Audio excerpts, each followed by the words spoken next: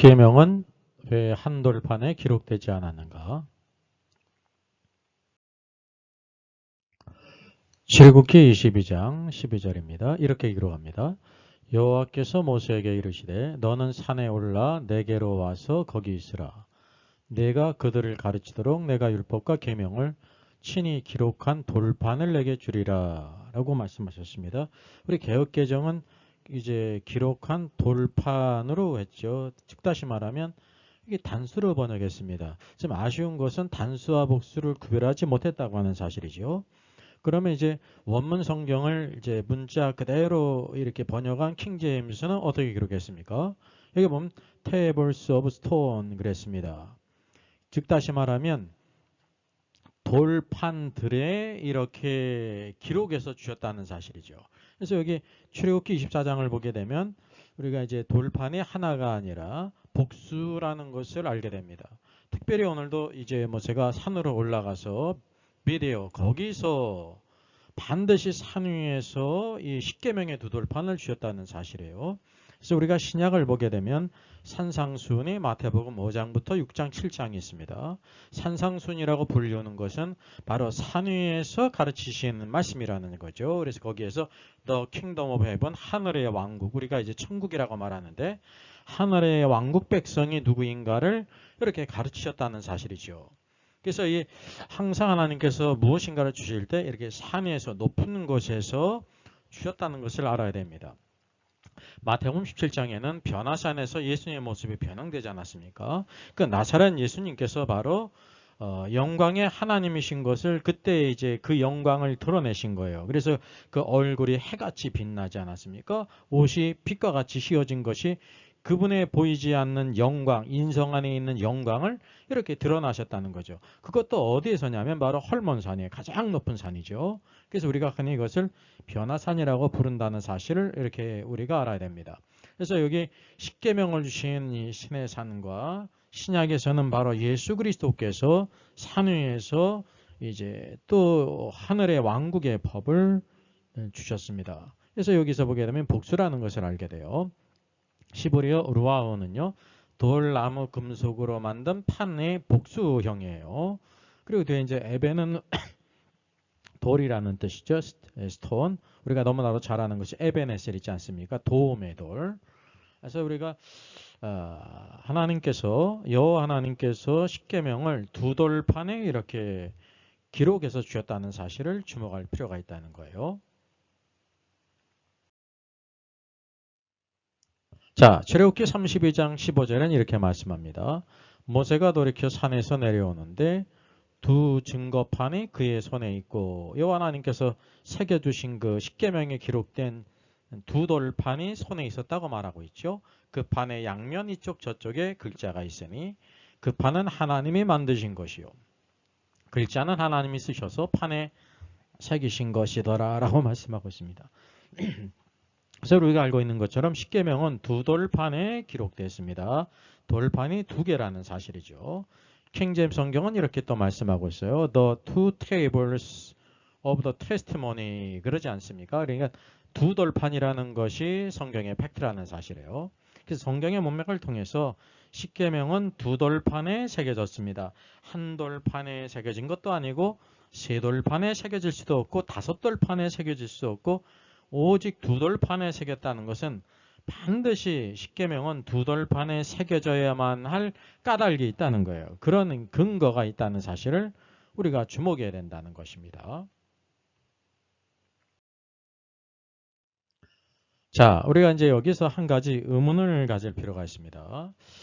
한 돌판에 십계명을 기록하는 것이 더 좋지 않은가라고 생각할 수 있지 않습니까?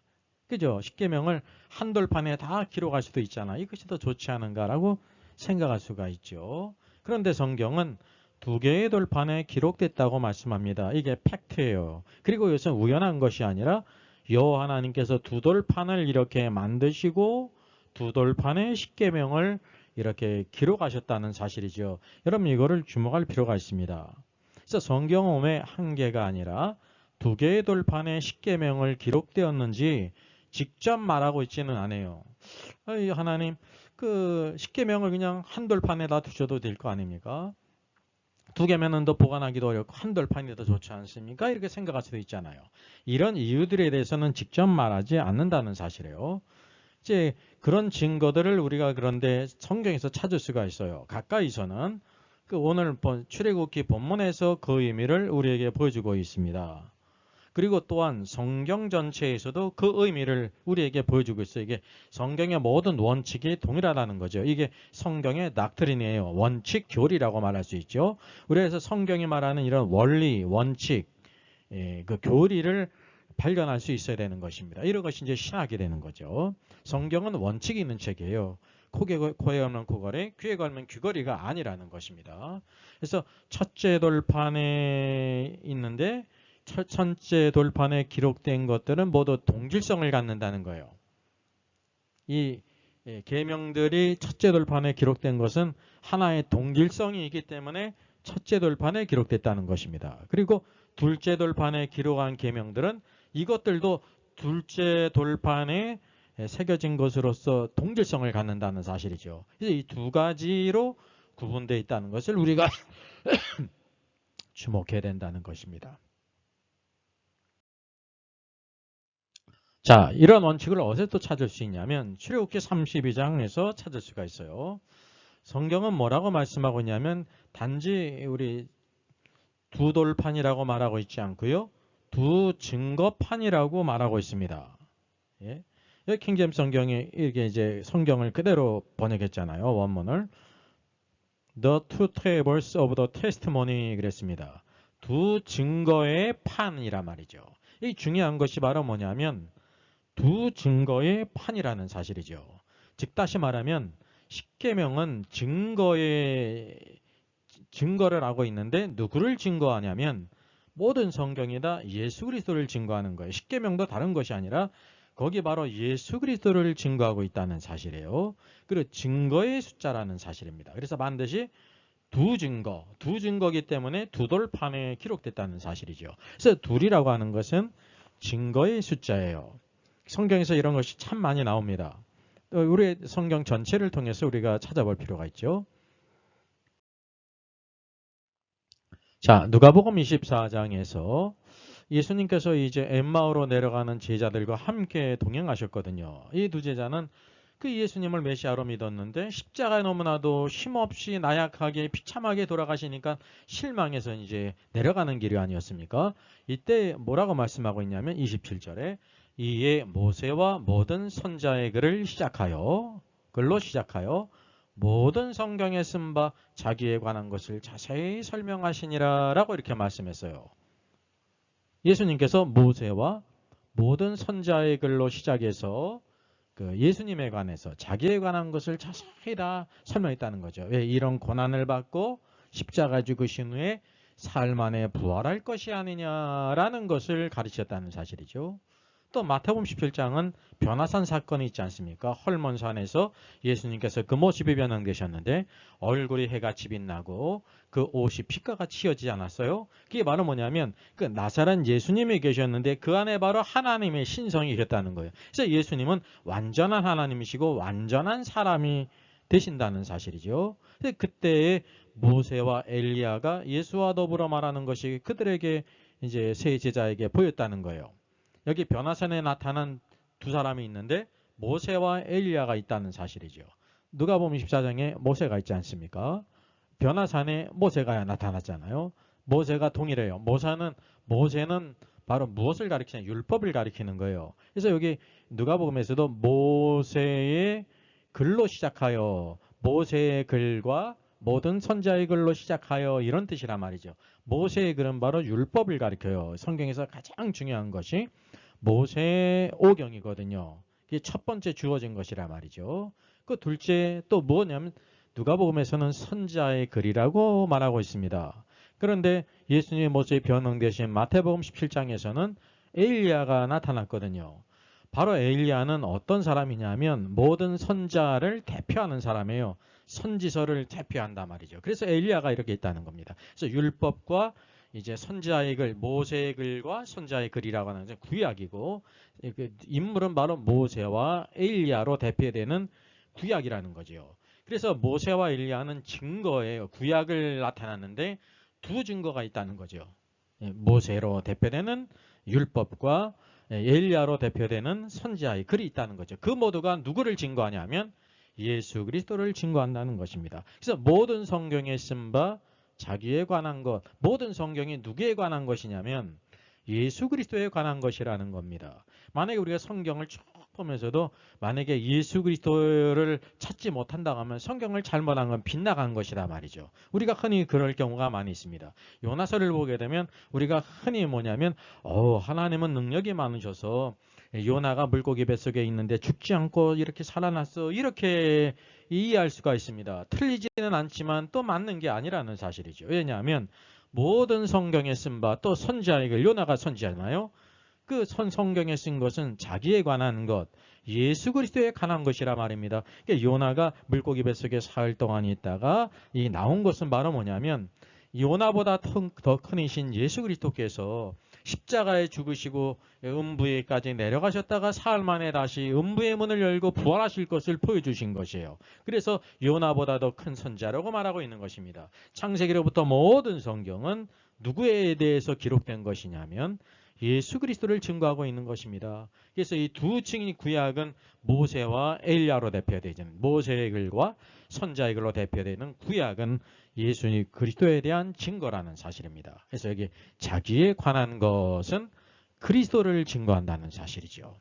그래서 여기 율법도 또 십계명도 마찬가지로 누구를 증거하는 것이냐면 예수 그리스도를 증거한다는 사실입니다. 자, 요한복음 5장 35절로 40절을 보실까요?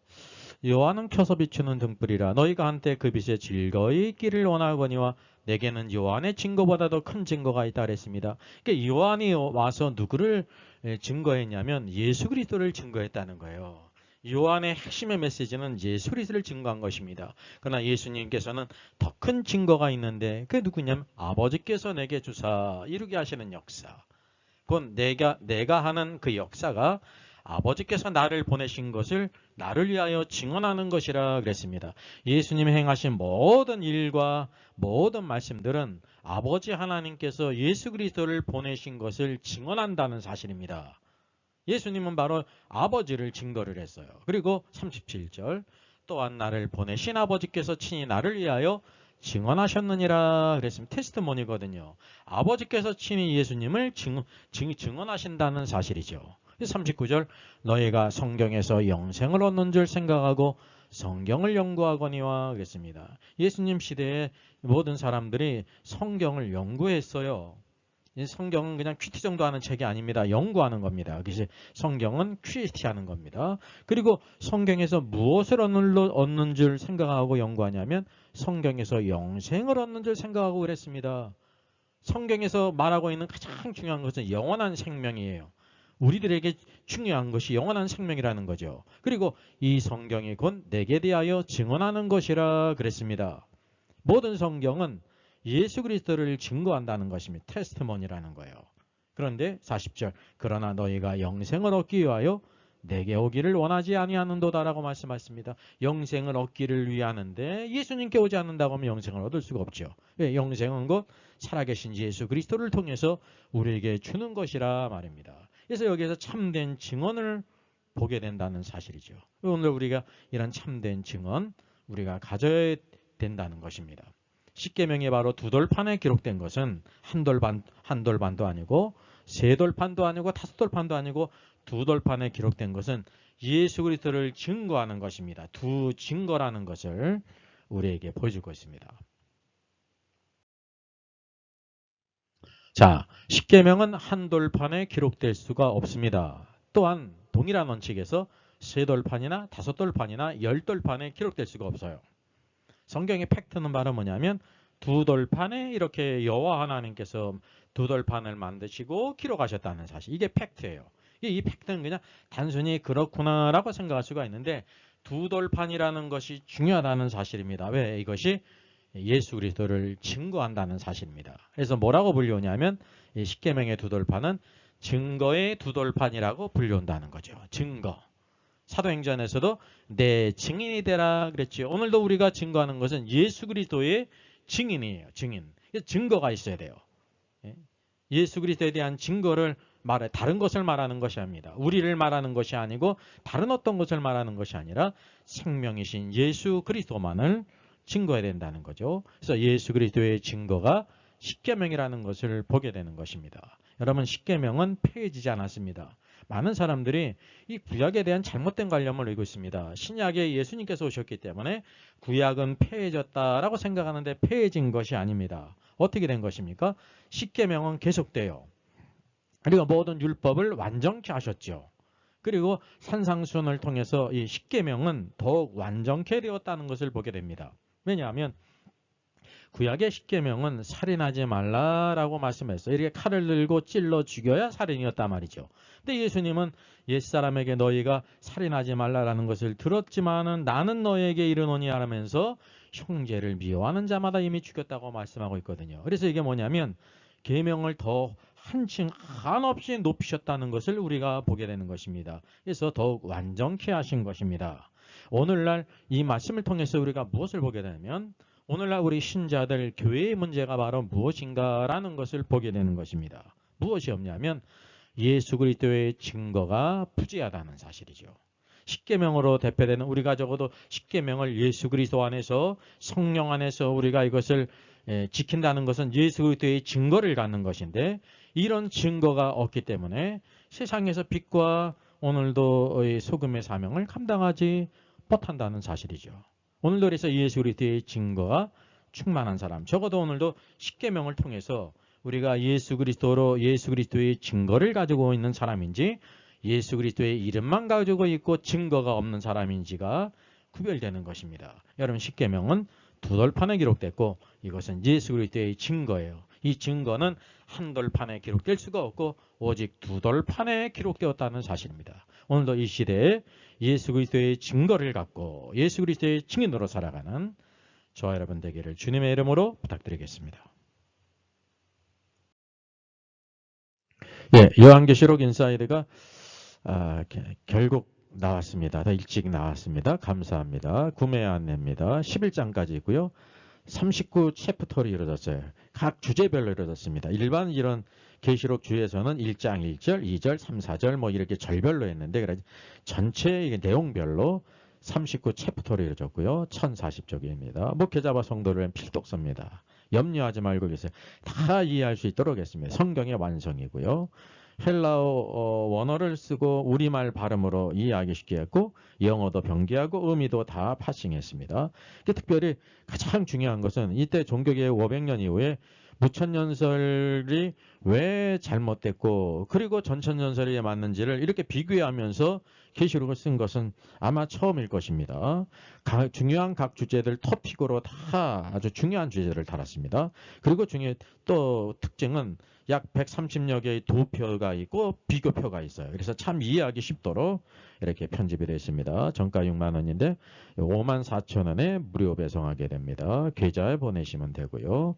이렇게 이메일로 보내면 되겠습니다. 그 중요 주제별 영상, 첨부 영상이 또 유튜브 채널 두 채널에 있는 이런 귀한 책입니다.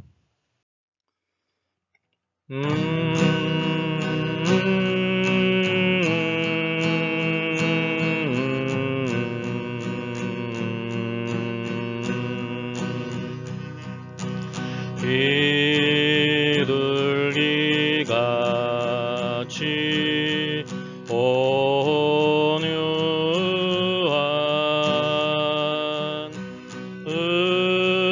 은혜의 성령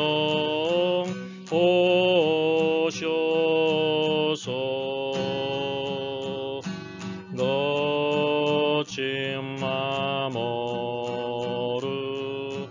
만지사 위로와 평화 주소서. 진리의 빛을 비추사 주의 길 바로 걸으며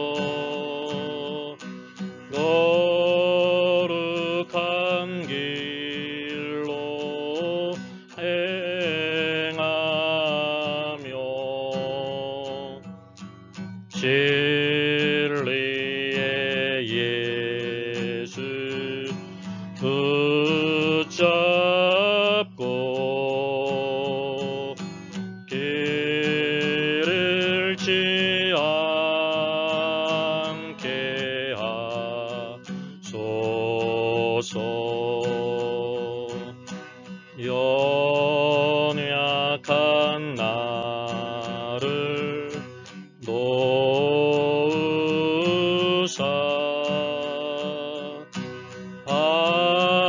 하나님 나라 이르러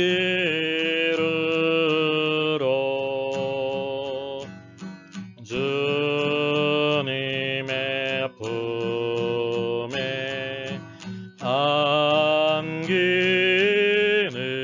안기는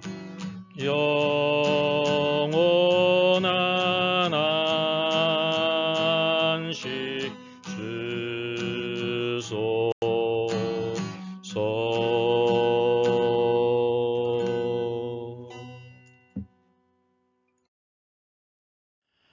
Our Father in heaven, hallowed be your name. 저의 저서를 소개해드리겠습니다. 때를 알라 주님이 오신다. 계시록과 다니엘서의 전반적인 조망을 다룬 책입니다. 저 사람 천국 갈 수 있을까? 구원과 천국의 내용을 심도 있게 다뤘죠. 구원 탈락인가 거짓신자인가? 모든 중요한 제 문제를 다룬 책입니다. 탈고되기가 있고요. 여러분 센스 있는 사람들의 특징이 뭘까요? 구독, 좋아요를 누릅니다. 특별히 이제 좋아요를 많이 누르시면 다른 사람들이 이 영상을 찾아서 볼 수 있는데 도움이 된다고 합니다.